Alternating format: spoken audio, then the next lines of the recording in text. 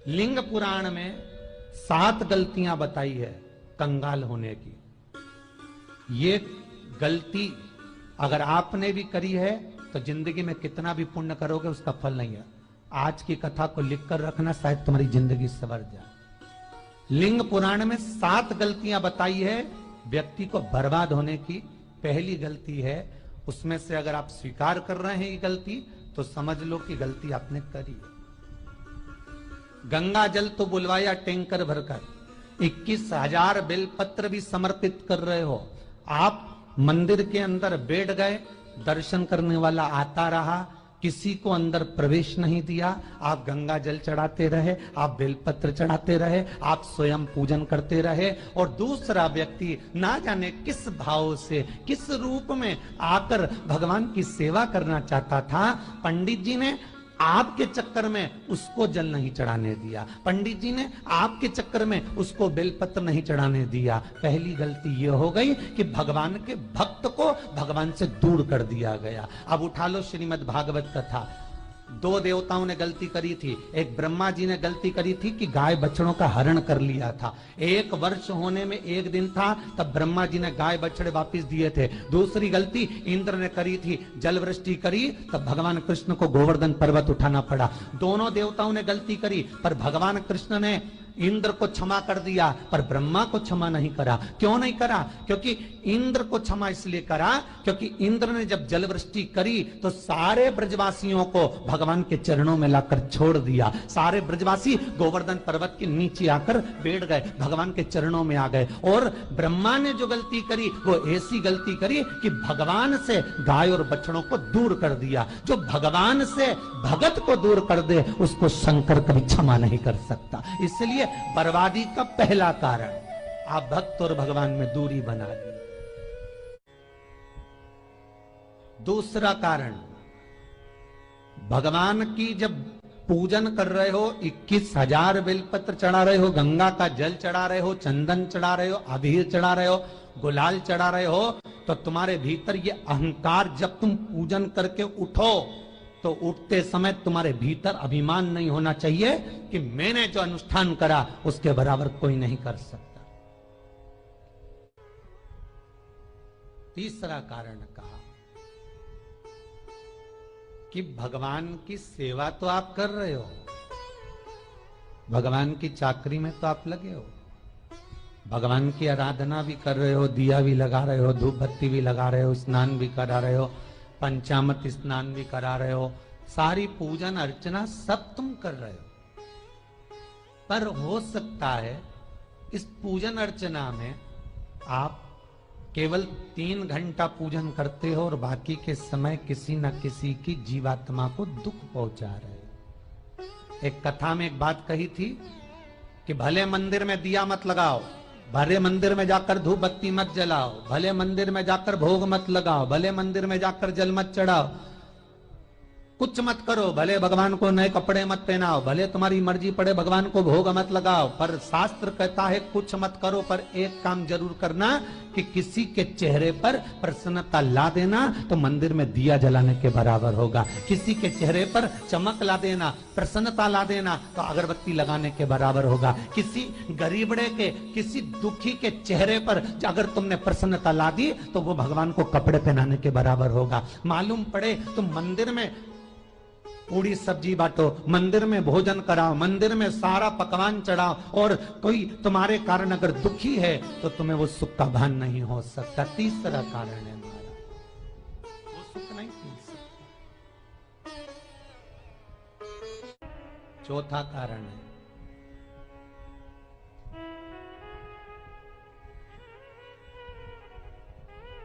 महाराज, जिस मंत्र को पढ़ा जा रहा है, जिस मंत्र का स्मरण किया जा रहा है,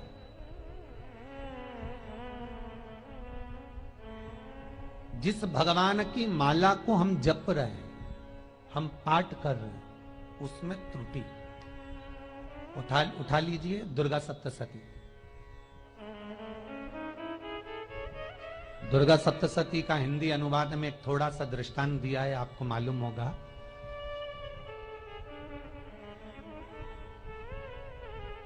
एक जजमान सप्तशती का पाठ कराते थे नवरात्रे में। नवरात्रे पूरे होते थे और उनकी पत्नी मर जाती थी। सप्तशती के अंदर लिखा है, बहुत ध्यान से सुनिएगा।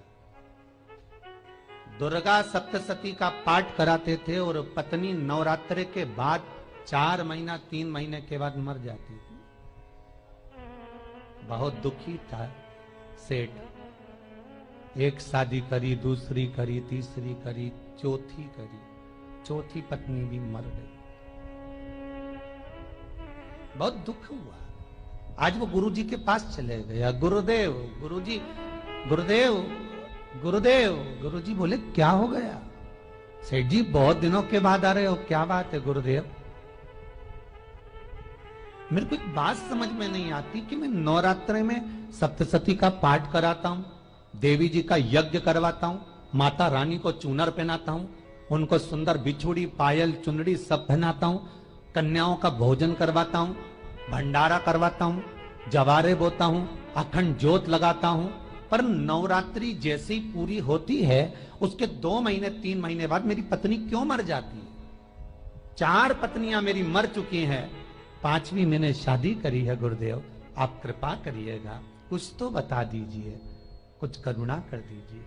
गुरुजी बोले जब तू सब कुछ अच्छा कर रहा है, ज्योत भी जला रहा है, कन्या भोज भी करा रहा है, चुनड़ी भी चढ़ा रहा है, भंडारा भी कर रहा है, ज्योत भी लगा रहा है, जवारे भी बो रहा है, माता रानी की सेवा भी कर रहा है, अखंड रात्रि व्रत कर रहा है, सब कुछ तूने करा, यज्ञ भी करा, फिर तेरी पत्नी क्यों मर सकती है? ऐसा हो ही नहीं सकता। नहीं गुरुदेव, मेरी 5वीं शादी है गुरुदेव, अब की बार आप कृपा करिए। गुरुजी ने कहा तेरे पंडित जी को अनुष्ठान पर बुला, मैं कमरे में बैठकर सुनूंगा सप्तशती का पाठ, तब मैं ध्यान करूंगा।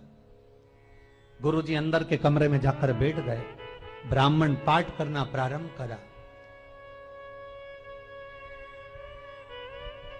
और ब्राह्मण ने पाठ करना प्रारंभ करा। उसमें एक शब्द आ गया, भारयंतु बक्षंतु, भारयंतु बक्षंतु। उसमें बोलना था भय पीड़ा को, हे जगत जननी तू भक्षण कर जा, पर ब्राह्मण बोलता था भार्या तू भक्षंतु, मेरी पत्नी को, मेरी भार्या को तू भक्षण कर दे। पंडित जी जैसे ही बोले गुरुजी बाहर निकल कर आ गए। पंडित जी को रोका, रुकिए गुरुदेव, आप हर साल अनुष्ठान कर रहे हो जजमान के यहाँ और बोल देते हो भार्यंतु भक्षंतु, हे देवी तू मेरी पत्नी को खा जा, तो माँ हर बार उस पत्नी को निगल जाती है। निवेदन है, शब्द सुधार लीजिए, शब्द ठीक है। चौथा कारण है कि आप जो पाठ कर रहे हो, आप जो पूजन कर रहे हो, आप जो अनुष्ठान कर रहे हो, उसमें कुछ ना कुछ गलती जरूर हो रही है। ये चौथा कारण है।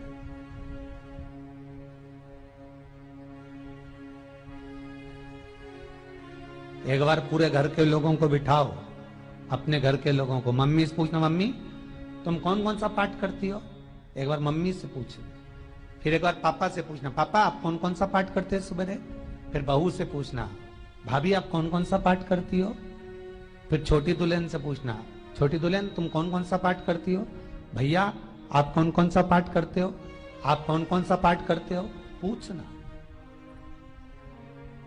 जब घर के अंदर बड़ी बहू अलग तरह का पाठ कर रही है, छोटी बहू अलग तरह का पाठ कर रही है, मंजली बहू अलग तरह का पाठ कर रही है, माँ अलग तरह का पाठ कर रही है, पति अलग तरह का पाठ कर रहा है, तो उसका जो प्रभाव है, कौन सी चीज कहां टकरा रही है, जिसके कारण घर में रोग इतना है कि कोई सही होने वाला ही नहीं है। अब तुम कहो कि सीवर वाले गुरुजी ने उपाय बताया, हमने बहुत करा, पर सही क्यों? तो सही क्यों नहीं हो रहा है? उसका कारण है या तो बड़ी बहू जो पाठ कर रही, या सास जो पाठ कर रही, जो पति जो पाठ कर रहा है, नाते जो भी उस घर के अंदर रहकर जो पाठ अर्चना कर रहा है, उसमें जरूर कुछ ना कुछ ऐसा हो रहा है जिसके कारण वो काम नहीं कर पा रहे। उसमें कुछ ना कुछ गलती हो रही है जिसको तुम समझ नहीं पा रहे, जिसको तुम अपने आप को बहुत विचार करते हो कि मेरे बराबर कोई नहीं कर सकता, मैं शंकर की भगत, मैं राम की भगत, मैं कृष्ण की भगत, मैं जो करती हूँ बहुत अच्छा करती हूँ, मैंने जो किया बहुत अच्छा करा। पर हो सकता है उसी कारण आपको दुख झेलना पड़ रहा है,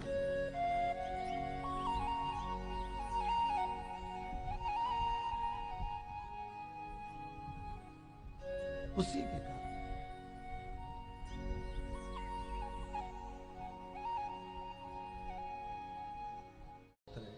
महाराज, हमने जो दान किया, हमने जो पुण्य किया, हमने जो सत्कर्म किया, वो किस जगह पर लगा? पांचवा सूत्र,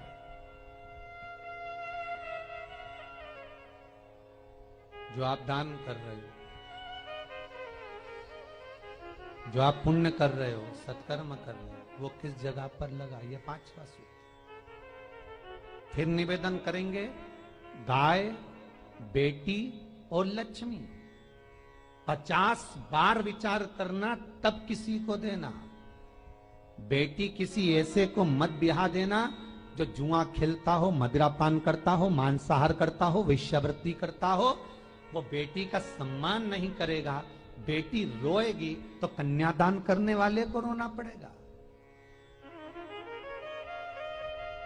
दूसरे नंबर पर गौ माता, गाय ऐसे ब्राह्मण को दान मत देना कि ब्राह्मण के घर में खुद रहने की जगह नहीं और गाय को ले जाकर तुमने दे दिया और उस ब्राह्मण ने जब तक दूध दिया बांध कर रखा, एक तगाड़ी बाल्टी साड़ी के चक्कर में ले लिया, सोने के सींग के चक्कर में ले लिया और बाद में वही गाय कसाई के हाथ में बिक गई और कसाई ने काटा तो बद्दुआ तुमको लगी। बेटी, गाय और लक्ष्मी, पैसा भी किसी ऐसे भिखारी के कटोरे में मत दान देना कि जिसने ले जाकर मदिरापान में लगा दिया, जुए में लगा दिया, वैश्यावृत्ति में लगा दिया। अगर जिस भिखारी के कटोरे में पैसा दिया उसने शाम को ले जाकर मदिरापान में, जुए में लगा दिया, तो लक्ष्मी रोती है कि तूने मुझे गलत जगह पर दिया है, इसलिए अब तुझे रोना पड़ेगा। तब व्यक्ति को रोना पड़ता है, फिर व्यक्ति रोता है। गाय, बेटी और लक्ष्मी 50 बार विचार करो, क्या सही जगह पर दे रहे हो?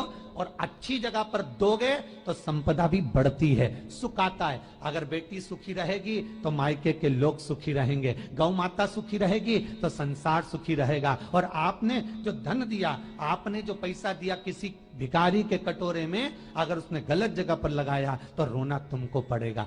किसी आजकल के भिक्षुकों को अगर रोटी दे दो तो लेते ही नहीं, आटा दो तो नहीं लेते।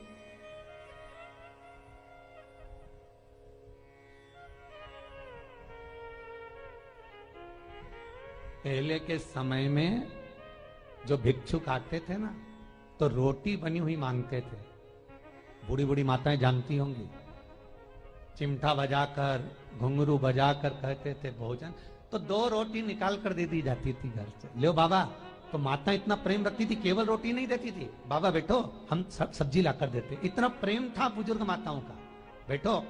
और आज के जमाने में अगर रोटी दे दो तो फेंक दे नली में ले जाके, पैसा चाहिए। क्यों? शाम को पीने के लिए चाहिए ना, मदिरा पान के लिए, मांसाहार के लिए, जुए के लिए, वैश्यावृत्ति के लिए धन चाहिए।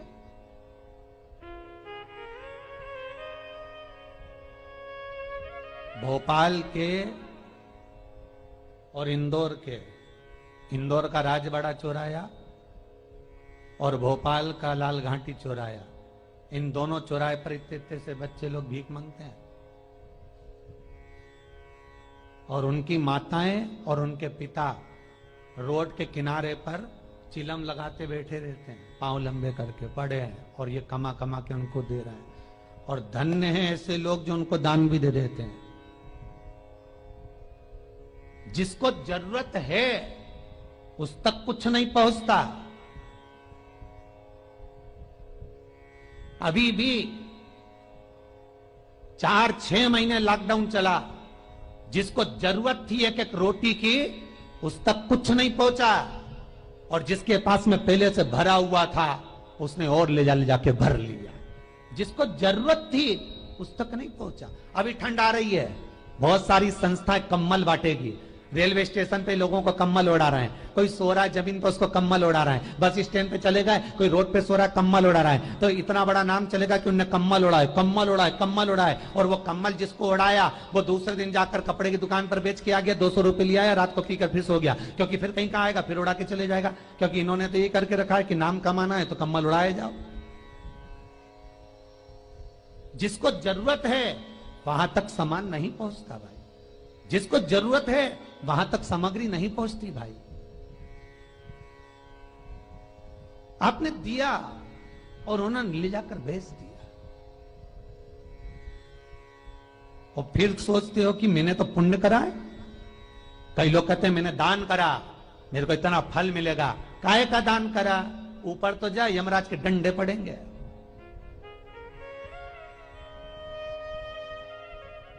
रेल में, ट्रेन में आप बैठ जाओ, रिजर्वेशन कोच में छोटे छोटे लड़के आते हैं, अपना कपड़ा उतारते हैं। सही बोलना रे भाई, जितने लोग टीवी पर कथा सुन रहे हो, छोटे छोटे बच्चे अपना कपड़ा उतारेंगे और पोछा लगाएंगे रेल की बोगी में। जब गवर्नमेंट ने स्वीपर रख रखे हैं तो तुम्हें अंदर आने का किसने कहा? कौन ने कहा कि तुम अपना कपड़ा उतार के पोछा लगाओ? और वो अपने शरीर का कपड़ा उतार कर पोछा लगाता है, आपके आगे हाथ फैलाता है, आप एक एक दो दो रुपए दे देते हो। वो अगले स्टेशन पर उतरता है, कोई सूंघने की सामग्री लेता है, सूंघ सूंघ के वो बर्बाद हो जाता है और कहीं कूद कर मर जाता है। उसके मरने में 1 रुपया तुम्हारा भी लगा है, इसलिए नरक तुमको भी भोगना पड़ेगा, क्योंकि उसके मरने में तुमने हेल्प करी है।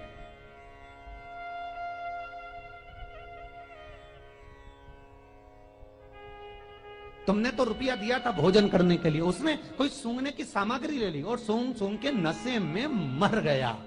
उसके मरने में 2 रुपए तुम्हारे हैं, 1 रुपए तुम्हारा है, तो भोगना तो तुमको भी पड़ेगा ना।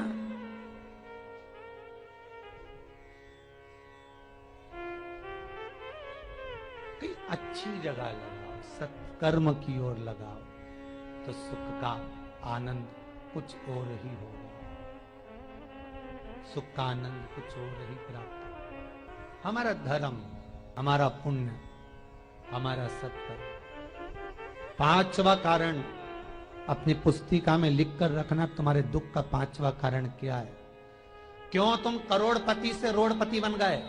तुम्हारे यहां पर 4-4, 5-5 गाड़ी थी, खूब वैभव था, खूब धन था, फैक्ट्रियां चल रही थी, सत्ताएं चल रही थी, खूब सत्ताएं थी, खूब वैभव था, खूब धन था, पर कुछ भी नहीं, सब धरा की धरा रह गए सारा, कोई वैभव बचा ही नहीं।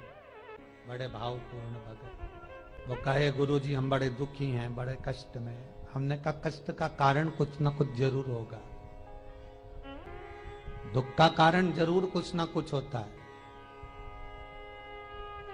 कहने लगे गुरुजी हमारी तो जीनिंग चलती थी, खूब फैक्ट्रियां चलती थी, इतना जीनिंग फैक्ट्रियां थी, इतना चलता था,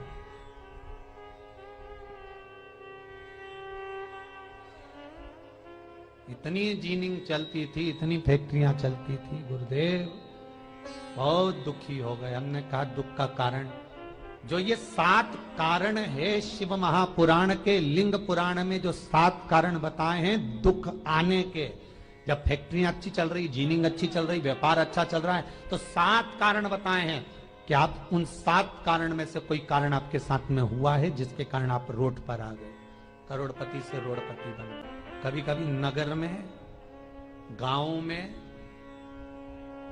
सभी का व्यापार एक साथ समाप्त हो जाता है। कभी कभी गांव में, नगर में सबका व्यापार एक साथ समाप्त हो जाता है, सबका व्यापार एक साथ ही खल्लास हो जाता है, समाप्त, सभी कर्जे में हो जाते हैं। तो समझ लेना कि उस गांव के खेड़े का देव महादेव, उस गांव का खेड़ापति भगवान शंकर, उस गांव का शिव जरूर रुष्ट हुआ है, जरूर रुष्ट हुआ। उसको मनाने का प्रयास करो, जिससे अपनी नगर, अपना गांव फिर उन्नति की सीढ़ी पर चढ़ जाए। 5वां कारण मंत्र जाप को, अर्थात तुम्हारा फिर निवेदन, गाय, बेटी और लक्ष्मी 50 बार विचार करना, तब देना, नहीं तो मत दे, मत दीजिए। और महाराज भगवान शिव की कथा का छठा कारण बता, हमारे दुख का कारण छठा कारण।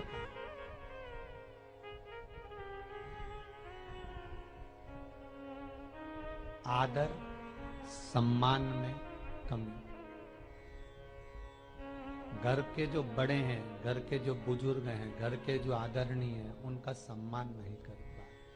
सुंदर कहा, जिस घर में माँ बाप की इज्जत नहीं होती, उस घर में देखना कभी बरकत नहीं होती। छठा कारण है सम्मान, सत्कार, आदर ना हो। जब धन। सातवां कारण,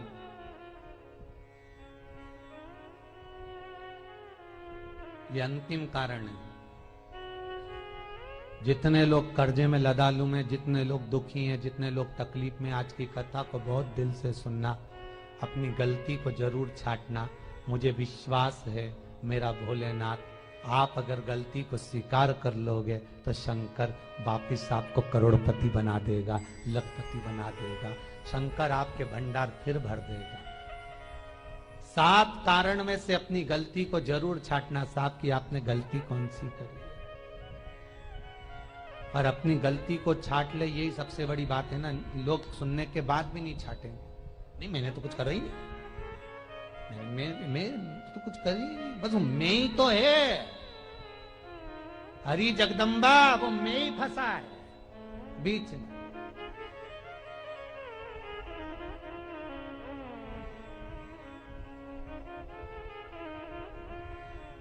सातवां कारण, महाराज, किसी का बेकार धन हमारे घर में आ जाना। एक कथा बहुत सुंदर है। एक गांव में एक व्यक्ति रहता था, खूब अच्छी कमाई करता था। पत्नी ने कहा, तुम्हारे पास कमाई अच्छी हो रही है तो ये पैसा तो कोई चुरा के ले गया तो पति बोला, क्या करना चाहिए? तो एक काम करता हूं, बाजार से कोड़ियां खरीद लेता हूं। कोड़ियां जानते हो, वो ऐसे बच्चे लोग खेलते हैं, कोड़ी खरीद लाता हूं। अब गांव का व्यक्ति रोज कोड़ियां खरीद के लाए। उनके यहाँ बोरे पे बोरे भरा गए, बारदान पर बारदान भरा गए, पूरा कमरा कोड़ियों से भरा गया। एक दिन राजा बीमार पड़ गया। राजा बीमार पड़ा तो राजा को वेदों ने, डॉक्टरों ने कह दिया, इसका एक ही इलाज है, कोड़ियां लाई जाए, कोड़ियों को जलाकर राख बनाई जाए, वो राख राजा के शरीर पर मली जाए। राजा के शरीर पर जब राख को मलेंगे तो राजा ठीक हो जाएगा। राजा ने अपने दूतों से कहा, जाओ नगर में कोड़ियां देखो। राजभवन में देखा तो कोड़ी नहीं थी, बाजार में देखा तो कोड़ी नहीं थी, सारा मार्केट घूम लिया, चारों तरफ के राज्य देख लिया, कोड़ी नहीं मिली। राजा ने दूतों से पूछा, बात क्या है? दूतों ने बाजार वालों से पूछा, भैया कोड़ियां क्यों नहीं है? तो बाजार के व्यापारी बोले, महाराज सुबेरे सुबेरे एक गांव का व्यक्ति आता है, सारी कोड़ियां खरीद कर ले जाता। सारी कोड़ियां? हाँ। उसका पता दो। दुकान